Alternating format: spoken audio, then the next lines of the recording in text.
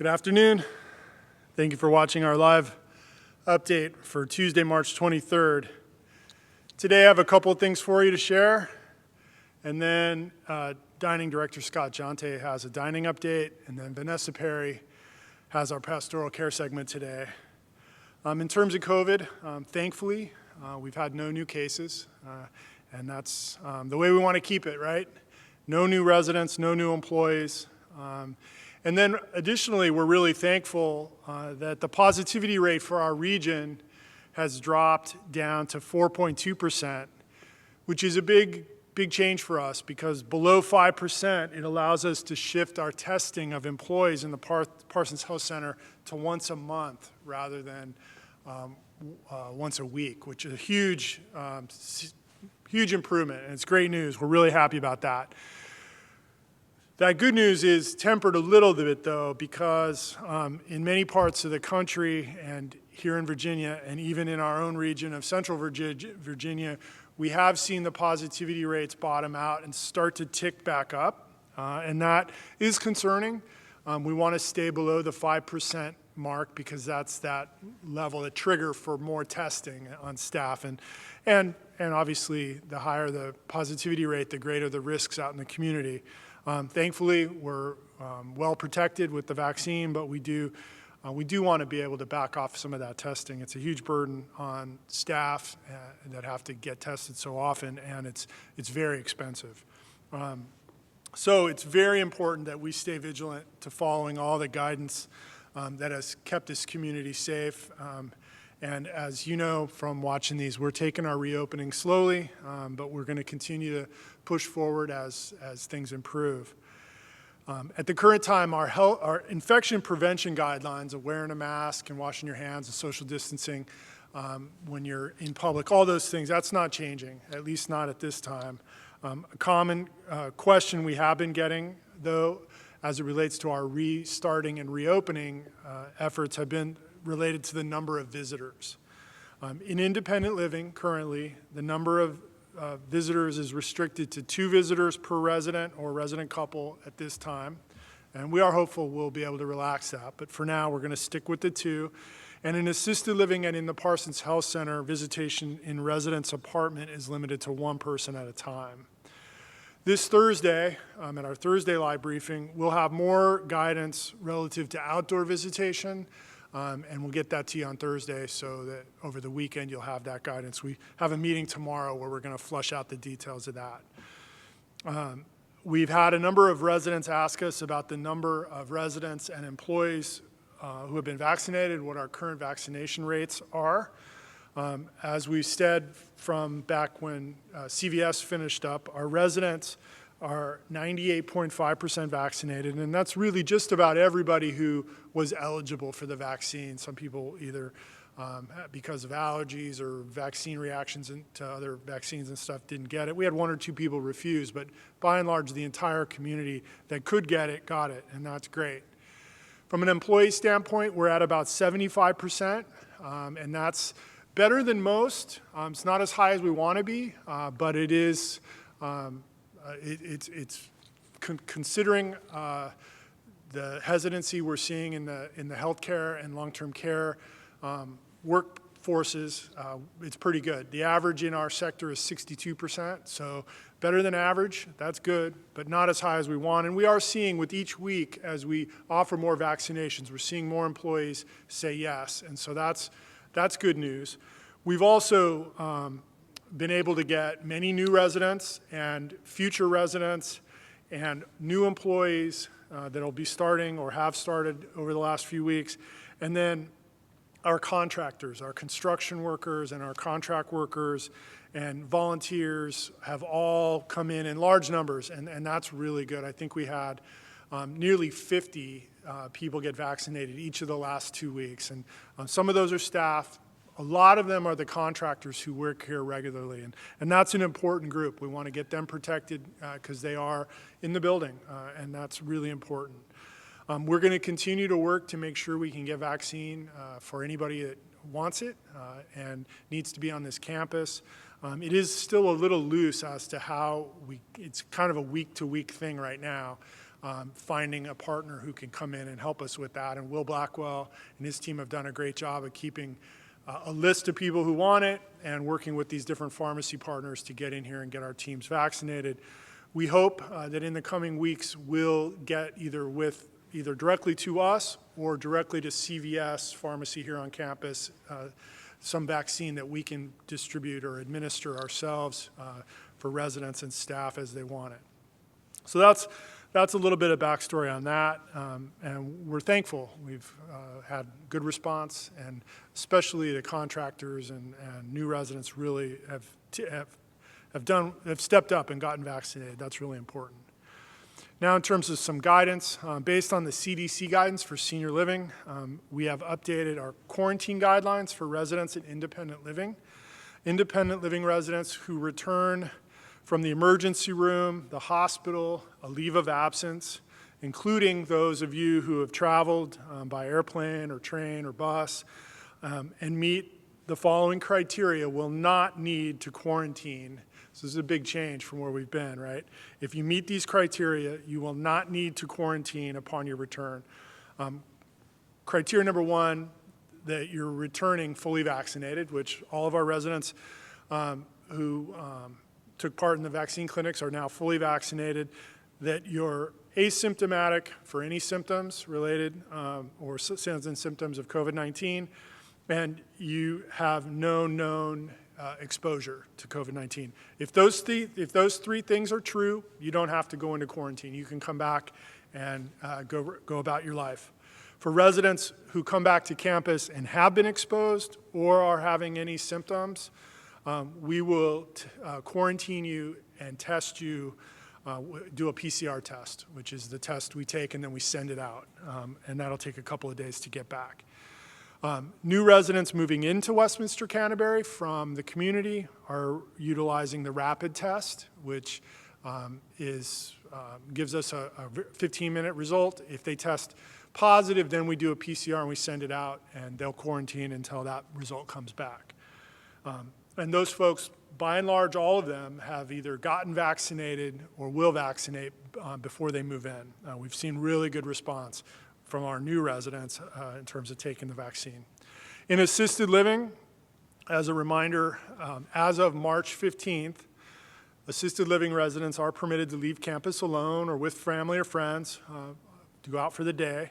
While outside, we ask that those residents, as they're out in the community, continue to wear a mask, except when they're eating or drinking, obviously, and then please practice social distancing. You live in tight quarters, and you're exposed to caregivers and such in assisted living, so we really need to really watch the exposures there. So we'll ask you to do that.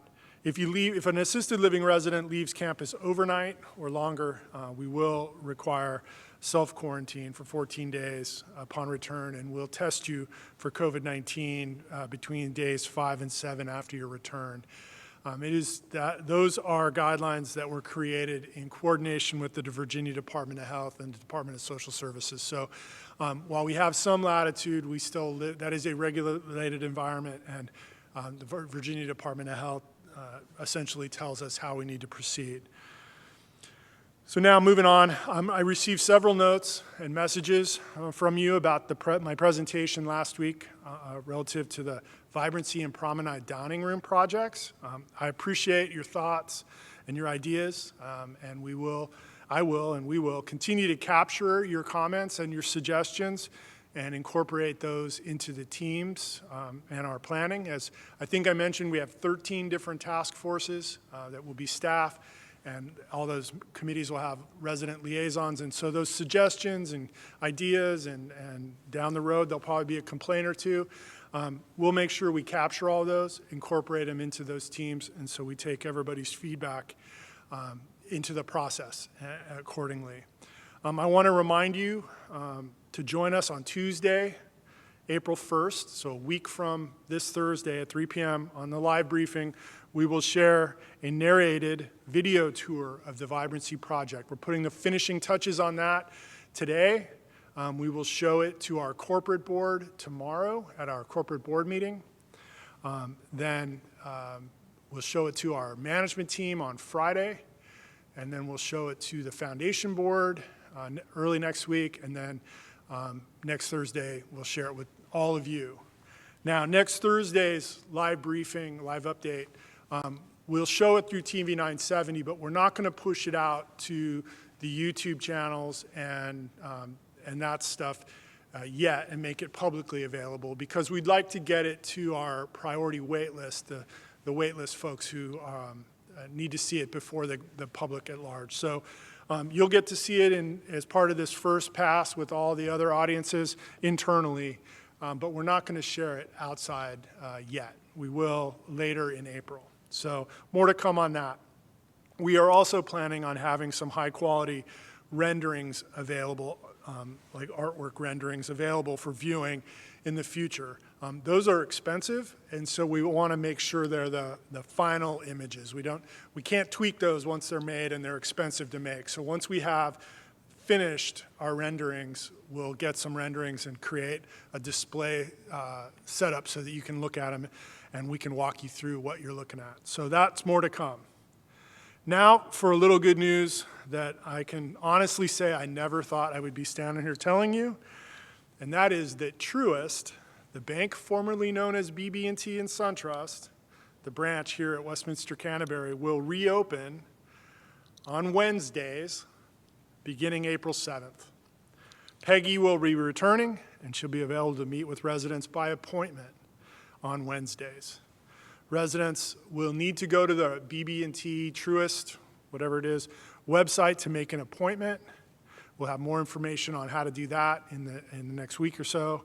And there will be additional signage and social distancing markers on the floor, and masks will be required when they reopen on April 7th. And like I said, we'll share more details with you on how you can make an appointment to meet with Peggy in the bank. And then for the staff, I'd also put out there that we're going to ask staff to not utilize that Wednesday banking time for the first few weeks.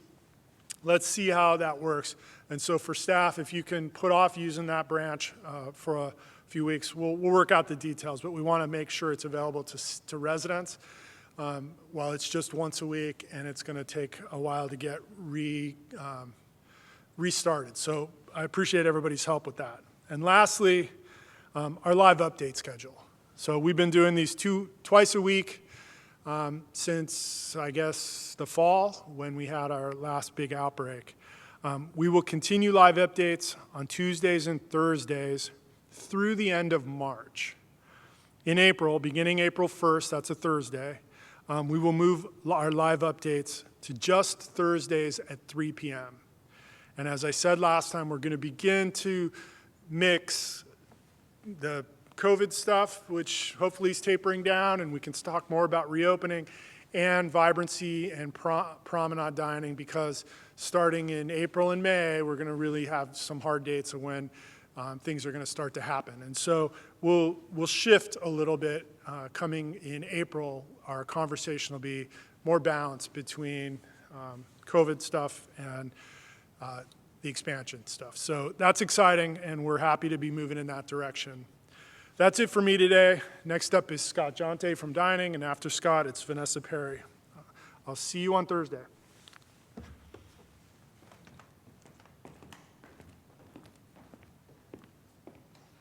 Well, good afternoon, everyone. Today, I am pleased to announce that we have updated the Galleria within the Marketplace. And I just want to be clear, this refers to the Galleria within the Marketplace and has no bearing or impact on the Galleria on Ginger's side of campus over by the courtyard. We will now refer to this area as the Corner Store. The Corner Store is an area that you can purchase everyday items that you might purchase from your grocery store. This list of items includes milk, yogurt, and other dairy items. We will offer a wide range of canned goods, including soups, tuna fish, and bakery items, and assorted coffees, both K-Cup and bulk version. A limited variety of fresh produce, as well as pre-cut and whole produce, is also available. We will also stock a full range of household items, purchasing things like napkins, paper towels, and laundry detergent. Our goal is to offer a wide range of items in case you run short or simply forgot while you were at the grocery store. This includes items for our favorite four-legged furry friends and including your personal favorites such as candy bars and snacks. The corner store is available for all residents. You must use your declining balance plan or pay by debit or credit card, as we are not accepting cash at this time. The corner store is open the same hours as the marketplace, but does close for 2 hours on Wednesday as we accept deliveries between 1 and 3. These delivery times may vary a little bit based on the time of delivery by the driver. If you have any comments or questions, please feel free to email me or call me at extension 6356. Up next is Vanessa Perry from Pastoral Care. Thank you.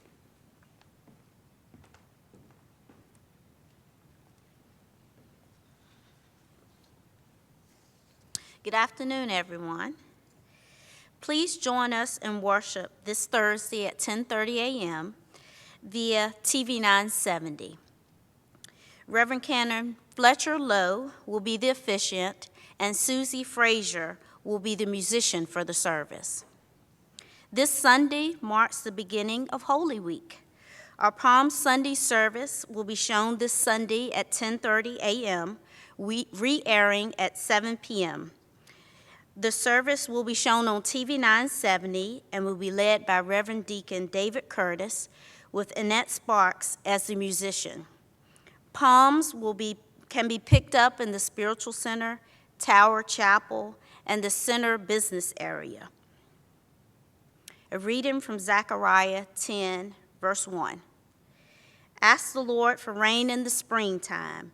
It is the Lord who sends the thunderstorms. He gives showers of rain to all people and plants of the field to everyone. Spring by Camille Gotera. When the cold, harsh winter has given its last breath, when the sky above shows life instead of death, when the claws reaching to the frozen sky become decorated with trees, when the animals, long in hiding, scurry from trees, we know winter has ended. When the frost on grass is replaced with sweet dew, when the fields become dotted with flowers reminding me of you, when the lonely silence becomes filled with melodies, when you feel warm air erasing bad memories, we know winter has ended.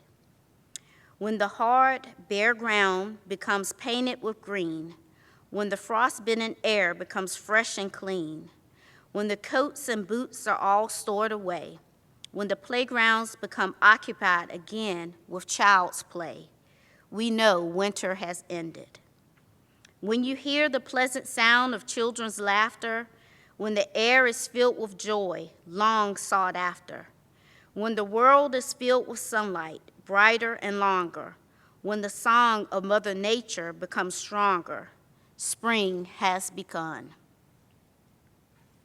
Please join us for our next update, which will be this Thursday at 3 p.m.